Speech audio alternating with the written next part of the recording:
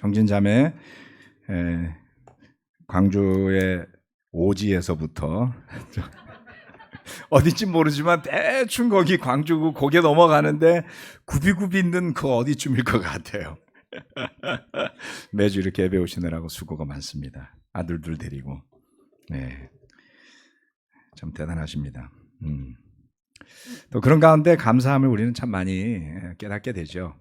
이렇게 가족이 같이 다니고 그 아이들이 자라고 나중에 철없던 시절에 부모님 손잡고 왔던 또 예배를 기억하면서 또 제자로 거듭나서 살아가는 모습을 볼 때가 올 겁니다. 자, 층간소음 빌라는 좀 심하죠. 네. 저도 저희 밑집에서 이사를 새로 왔는데 아마 안방에다가 에어컨 뭘 연결을 했나 봐요. 그러니까 갑자기 작년 여름에 밑에 집 이사 오고 나서 에어컨 돌아가는 소리가 우웅 하고 나는데 어쩔 수 없어서 이야기를 좀 했죠. 그래서 잘 들어줬습니다. 그러더니 이제 우리 윗집에 있는 아들이 내는 소음을 갖고 아랫집이 한층 건너 그 소음이 두 집을 내려가더라고요. 그래서 여러 가지로 사이좋게 잘 지내고 있습니다.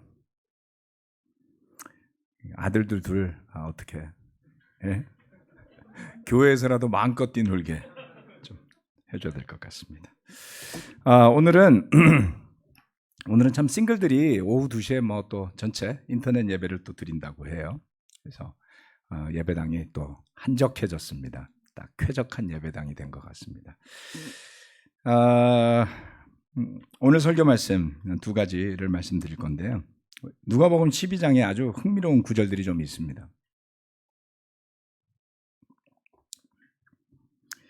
아마 누가복음 12장에서 설교가 한 2개 정도 더 앞으로 진행할 예정인데요.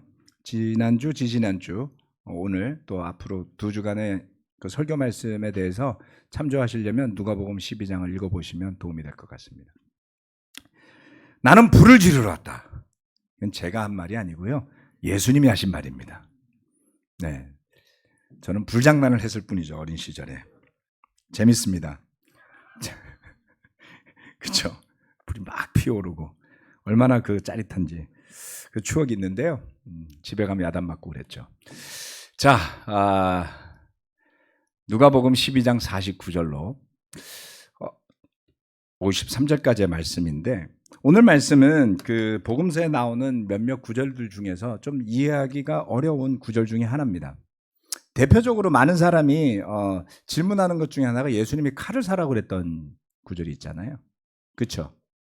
그래서 그 질문을 저도 많이 했었었고 또 하시는 분들이 많습니다. 그런데 그에 못지않게 도대체 이게 무슨 말씀이냐라고 생각할 만한 게 오늘 나오는 말씀 중에 하나입니다. 누가복음 12장 49절로 53절 말씀입니다. 나는 세상에다가 불을 지르러 왔다. 불이 이미 붙었으면 내가 바랄 것이 무엇이 더 있겠느냐. 그러나 나는 받아야 할 세례가 있다. 그 일이 이루어질 때까지 내가 얼마나 괴로움을 당할는지 모른다. 너희는 내가 세상에 평화를 주러 온 줄로 생각하느냐. 내가 너희에게 말한다. 그렇지 않다. 도리어 분열을 일으키러 왔다. 이제부터 한 집안에서 5 식구가 서로 갈라져서 셋이 둘에게 맞서고 둘이 셋에게 맞설 것이다. 아버지가 아들에게 맞서고 아들이 아버지에게 맞서고 어머니가 딸에게 맞서고 딸이 어머니에게 맞서고 시어머니가 며느리에게 맞서고 며느리가 시어머니에게 맞서서 서로 갈라질 것이다. 예수님이 이렇게 하신다. 이러려고 왔다. 여러분 이해가 되시나요? 그래서 오늘은 이 2가지 말씀을 한번 살펴보도록 하겠습니다. 첫 번째, 주님이 질렀던 불입니다. 세상에 불을 지르러 오셨다고 했는데요. 그 주님이 지르신 불은 무엇이었을까요?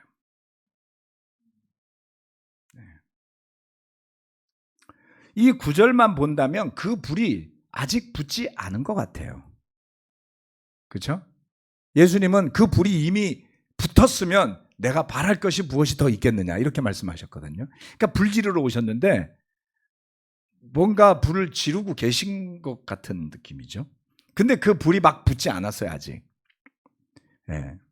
그런 상황입니다.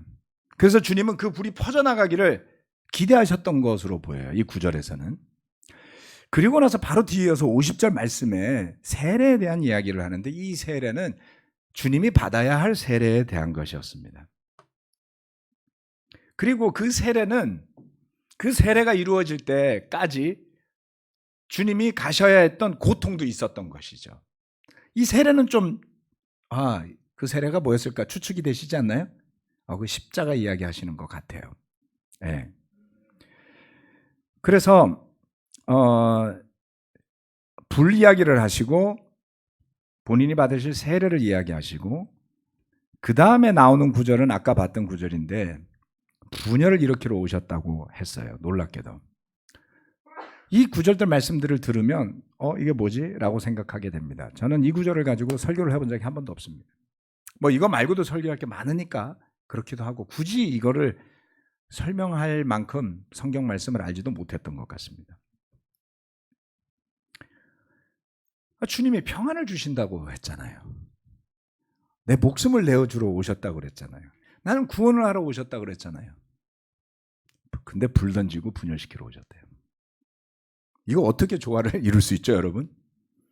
이것도 예수님이고 요한복음에서 평안하라 라고 말씀하신 분도 예수님이시잖아요. 그렇죠? 내 목숨을 너희를 위해 주겠다라고 하신 분도 예수님이잖아요. 우리는 이 예수님은 그냥 좀 저기 가 계시고요. 천국 가서 좀 볼게요. 이렇게 할 건가요? 네. 무엇 때문에 이렇게 말씀하셨을까요? 때로는 성경 말씀이 서로가 잘 조화를 이루지 못할 때 우리는 그냥 한쪽을 닫아버리는 경향이 있습니다. 어려워. 그냥 구약 말씀은 구약은 옛날 거니까 유대인들 거니까 나하고는 상관없어. 이렇게 편하게 생각하시는 쪽으로 가시면 발전이 더디거나 없을 수가 있습니다. 이해가 안 가시면 인정하시고 마음에 붙들어 두셔야 돼요. 언젠가 주님께서 그 말씀을 깨닫게 하실 날이 올 수가 있잖아요. 그렇게 가는 것이 필요합니다. 자, 그런 관점에서 오늘 말씀을 함께 봤으면 싶어요. 자, 뭐 때문에 이렇게 말씀하셨을까? 네. 그래서 49절과 50절 말씀을 살펴보면 주님이 붙이고 싶었던 그 불은 예수님이 받아야 할 세례와 연관성이 있다. 조금 전에 말씀을 드렸죠. 그것은 즉 십자가와 연결이 된다. 그리고 예수님이 겪어야 했던 고통과 연관이 있다. 이런 생각을 가지고 레퍼런스를 좀 찾아보면 불 이야기를 한 사람이 또 있습니다. 그 불 이야기를 예수님이 하신 게 아니고 세례 요한이 했어요. 마태복음 3장에 11절 12절 말씀입니다. 나는 너희를 회개시키려고 물로 세례를 준다. 내 뒤에 오시는 분은 나보다 더 능력이 있는 분이시다. 나는 그의 신을 들고 다닐 자격조차 없다. 그는 너희에게 성령과 불로 세례를 주실 것이다. 그는 손에 키를 들고 있으니 다장마당을 깨끗이 하여 알곡은 곳간에 모아들이고 쭉정이는 꺼지지 않는 불에 태우실 것이다. 이 말씀에 불이 두 가지가 나오죠. 근데 이 불을 누가 이야기했냐면 세례 요한이 이야기를 했습니다. 첫 번째 불은 성령과 불의 세례라고 했어요. 성령과 불로 줄 세례, 뭐가 떠오르세요? 여러분 머릿속에서 아시잖아요. 틀려도 돼요. 틀릴 수가 없어요. 뭐 불, 성령 연결하면 뻔하잖아요. 오순절 아니에요? 그것도 안 떠오르셨다면 평소에 성경을 별로 안 읽으셨다. 아니면 별 생각이 없으시다. 네. 또 다른 게 있을 수도 있습니다. 괜찮습니다. 생각하시자는 거죠. 그래서 첫 번째는 성령이 가져다 줄 불과 같은 세례? 이렇게 좀 생각해 볼 수 있죠. 오순절날 내려온 불과 같은 성령으로 연결해 볼 수가 있습니다. 즉, 첫 번째 불은 이 세상을 변화시킬 하나님의 능력, 성령의 임재로 시작하는 새로운 세상이에요. 구약에도 성령이 있었습니다. 구약의 성령은 누구에게 갔나요? 여러분 아시는 성령이 함께 있던 사람 한번 이야기해 봅시다. 엘리야 대표, 그렇죠? 예, 또 네, 사울도 있어요. 의외의 사람이 성령이 내려서 막 예언하고 그랬잖아요. 근데 그 성령이 사울과 계속 같이 있었나요? 나중에는 성령이 아니고 악령이 같이 있어요. 그렇죠? 예, 네, 뭐 그런 경우도 있습니다. 그래서 구약에 삼손은 성령의 힘을 얻었는데 삼손의 부모님은요? 모르잖아요. 구약에 하나님의 영이라고 부르는 영은 어떤 특별한 사람과만 함께 했어요. 그리고 목적이 뚜렷합니다. 네. 그리고 설사 한때 그 힘을 발휘했다 할지라도 타락하고 죄 가운데 있으면 다른 영이 대신 찾아와요. 네. 그런데 오순절날 주님이 주고 가신, 약속하신, 주님이 그 세례를 받음으로 인해서 이제 우리도 받게 돼. 주님은 고난의 세례를 받으셨죠. 그래서 그 주님의 십자가의 세례 때문에 우리도 받을 수 있게 된 세례가 있어요. 성령. 오순절날. 그래서 오순절날 성령이 내려오신 그 사건 이후로 모든 사람들은 성령에 대해서 듣게 됩니다. 그런데 우리 교회는 성령 이야기를 별로 안 하는 교회였어요. 동의하십니까? 꽤 한동안. 그런데 내가 여기서 여러분이 놀랄 만한 이야기를 하나 해드릴게요. 우리가 흔히 그리스도의 교회를 우리가 뭐 메인라인 교회 뭐 이렇게 불렀잖아요. 예, 원래 있던 그리스도의 교회. 우리는 이제 국제 그리스도의 교회에서 ICOC라고 불렀죠. 그런데 이 원래 있었던 그리스도의 교회를 시작하신 분이 두 분이에요. 한 분이 아니에요. 한 사람의 이름은 바톤 스톤이라는 사람이었습니다. 또 한 사람의 이름은 알렉산더 캠벨이라는 사람이었어요. 그래서 알렉산더 캠벨, 바톤 스톤 못 들어보셨죠? 캠벨 이야기는 어디서 들어본 것 같잖아요. 그 옛날에 킵 형제가 썼던 First Principle 안에 간략한 그리스도의 교회 역사에 알렉산더 캠벨이라는 이름이 등장해요. 예. 그래서 알렉산더 캠벨이라는 분은 Disciples of Christ라는 교회를 만들었어요. Disciples of Christ. 뭐로 번역될 수 있습니까? 예수님의 제자들. 뭐 이렇게 번역할 수 있죠. 그런 교회를 만들었고요. 바톤 스톤이라는 분은 크리스천 처치라는 교회를 만들었어요. 그래서 지금 우리 그리스도 교회들은 통상 무슨 Church of Christ라고 부르든가 크리스천 처치라고 불러요. 그리고 거기에서 두 분이 합치는데 이 바톤 스톤이라는 분은 부흥 강사 스타일이었다라고 합니다. 그래서 미국에서 그 당시에 1800년대 초에 대각성이라고 부르는 어떤 영적인 각성을 촉구하는 기독교계의 바람이 불었던 모양이죠. 그런데 이 바톤 스톤이라는 분이 그것의 세컨 웨이브 같은 것을 시작하셨다라는 거예요. 그래서 사람들이 모이면 2만 명씩 모이는 집회가 됩니다, 나중에. 그리고 그 바톤 스톤이라는 사람과 알렉산더 캠벨이라는 두 사람이 교파를 없애고 두 교회를 합칩니다. 그게 그리스도의 교회가 된 거예요. 그렇다면 그래서 그것을 학자들은 스톤 캠벨 무브먼트라고 불러요. 레스토레이션, 환원 운동이라고도 부르죠. 그러면 바톤 스톤이 바로 그렇게 많은 사람들에게 영적인 각성을 촉구하고 수만 명의 사람들이 몰려들어서 그러한 설교를 듣고 그랬다면 좀 카리스마 있지 않았을까요? 그렇죠? 말재주로 2만 명을 모았다 그러면 좀 말이 안 되잖아요. 성령님의 능력에 의지했었을 거라는 거죠. 그런데 시간이 흐르면서 그리스도의 교회들은 훨씬 더 이성적인 교회로 자리를 잡게 됩니다. 우리 국제 그리스도의 교회도 First Principle을 기초로 한 매우 이성적인 교회가 되었죠. 우리는 무슨 불을 갖고 있었던 걸까요? 킵의 불입니까? 우리 박재 목사님의 불입니까?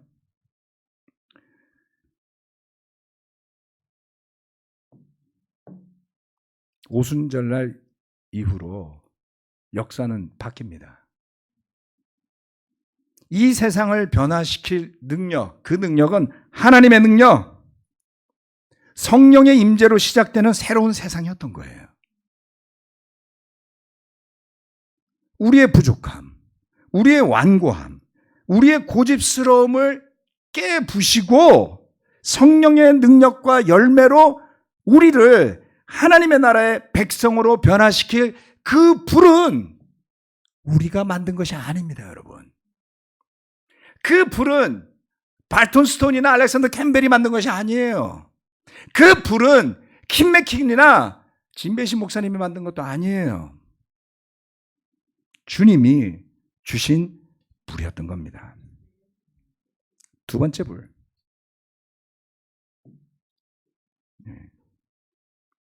두 번째 불은 타작마당에서 타오를 불입니다. 하나는 성령님의 불이고요.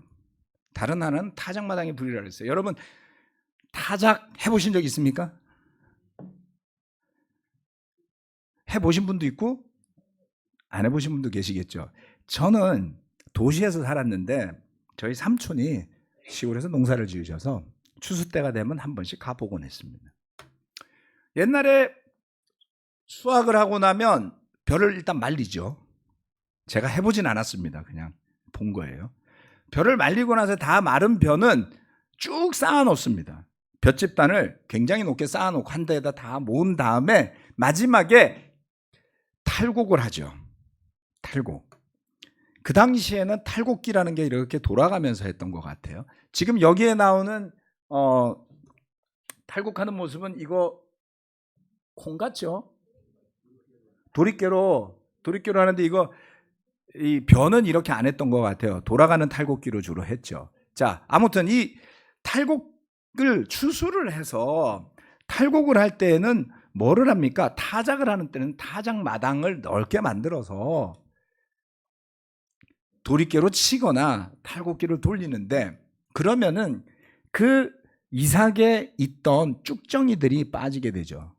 쭉정이는 비어 있으니까 바람도 날리고 이렇게 키질도 하고 그 다음에 탈곡을 하고 껍질을 벗기고 나면 껍질도 나오고 쭉정이도 나옵니다. 그래서 그거를 타작하는 사람들이 모아서 태웠던 모양이에요. 요한은 그 이야기를 했습니다. 주님께서 손에 키를 들고 있으니 타작마당을 깨끗이 하여 알곡은 곳간에 모아드리고 쭉정이는 꺼지지 않는 불에 태우실 것이다. 두 번째 불은 타작마당에서 타오를 불입니다. 우리 교회는요, 클린 멤버십을 원했던 교회예요. 클린 멤버십은 뭡니까? 모든 사람이 제자로 헌신하는 교회. 그래서 여러분, 세례받은 뒤로 여러분이 속했던 교회가 정말 클린 멤버십이었던 때를 기억하십니까? 한 번도 없었어요. 클린 멤버십은 모든 제자가 예배에 빠지지 않고 헌신하는 것. 우리가 주장했던 게 있잖아요. 주일 예배 헌신이나 주중 예배 헌신이 같아야 되는 것. 제가요 93년부터 했고요, 95년부터는 전임으로 일을 했어요. 한 번도 안 되는데요. 정말 헌신적이라고 했을 때도 주중 예배 참석이 주일 예배 80% 정도였던 것 같습니다. 그 정도면 정말 엄청 잘 지내는 교회였어요. 여러분이 속한 교회는 어땠습니까? 여러분 자신은 지금 어떻습니까? 심지어는 멤버십을 몇 주간 연속으로 예배를 안 나오면 빼는 경우도 있었어요. 그 추억이 있으신 분 계신가요? 그거 기억하시는 분들은 그래도 뭐 리더 역할을 하셨던 분이었을 거예요. 막 멤버에서 뺄 수 있어요. 안 나와? 빼. 타협해? 그럼 막 도전 줘. 아니 저는 보면서 뭐 저도 배우기도 하고 그랬지만 그냥 나오기도 힘든데 왜 나온 사람 괴롭혀서 교회 떠나게 하지? 여러분 그런 생각 안 해보셨어요? 그래요? 무슨 말씀을 드리는 거냐면 정말 클린하게 정말 제자로만 구성된 이상적인 교회를 너무 만들고 싶었어요. 여러분 자녀가 한 3명 이상 있다고 생각합시다. 대부분 3명 안 되니까 잘 모르시겠지만 그 3명이 어려서부터 화목하고 사이좋게 안 싸우고 집안에서 다 큰 집안 있으면 손 들어보세요. 애 둘만 있어도요 지긋지긋하게 싸워요. 네. 제가 좀 못 지낼 때 우리 아들들이 그 장난감 그 설날 받은 용돈으로 게임기를 샀는데 그걸로 싸우는 바람에 제가 그거를 집어 들고 창문을 열고 밖으로 집어 던진 적이 있었습니다. 너무 화가 나서. 제가 전대를 걸어서 제가 못 지낼 때라고. 평생 한 번 한 거예요. 그걸 뭐 제가 매번 한다고 그렇게 생각하지 마세요. 오해하시지 말고. 그래서 애들한테 사과하고 그거 다시 제 돈으로 사주고.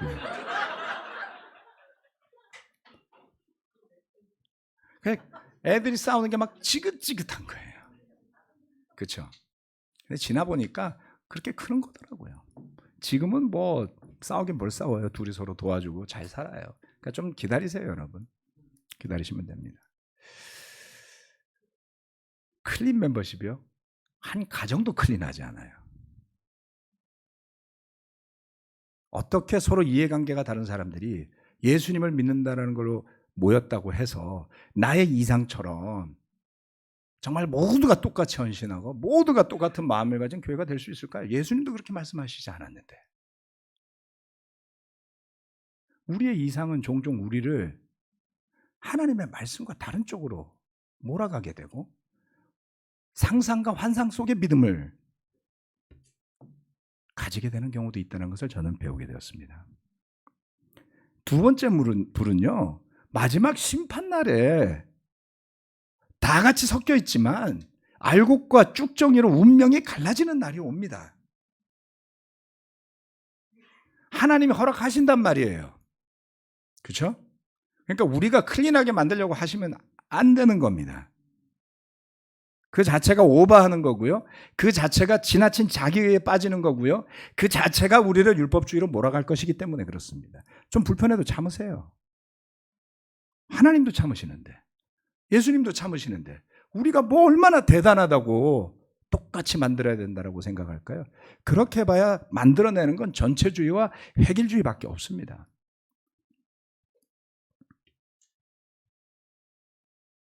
그 모델은 실패했어요. 더 이상 그렇게 가서는 안 됩니다. 자, 그날 태워질 운명, 그날 곳간으로 거두어질 운명이 명확해지는데요. 그것은 타작을 주관하시는 주님이 하실 것이에요. 그런데 그 심판날 태워질 그 불도 주님이 가져다 줄 불이었죠. 제대로 주님의 뜻대로 믿고 주님의 뜻대로 가지 않는다면 타작날 모두가 타작마당까지는 다 와요. 그런데 누구는 태워지게 될 것입니다. 두려워하라고 이 말씀을 드리는 게 아니라 결국 성령님을 통해서 줄 불이나 타작마당에서 태울 불이나 같은 불이에요. 믿는 사람에게는 구원과 생명의 불인 것이죠. 여러분에게 주님이 붙이고 싶었던 불이 어떻게 붙을지는 여러분의 믿음이 정하는 것입니다. 주님이 질렀던 불이 저와 여러분 모두에게도 붙었으면 좋겠어요. 여러분의 가정에도, 여러분의 이웃에도 붙었으면 좋겠습니다. 시간이 꽤 흘렀는데 두 번째 포인트 할까요? 다음 주에 할까요? 오케이. 네, 좋습니다. 괜찮습니다. 뭐 좀 내용이 길어요. 네. 두 번째는요, 힌트만 드릴게요. 평화가 아닌 분열을 일으키러 오신 주님이에요. 다음 주를 기대하시길 바라겠습니다. 그래서 오늘은 뭡니까? 주님이 불을 지르러 오셨다고 합니다. 그것을 기억해 보시길 바라고 오늘 말씀 마치겠습니다. 아멘.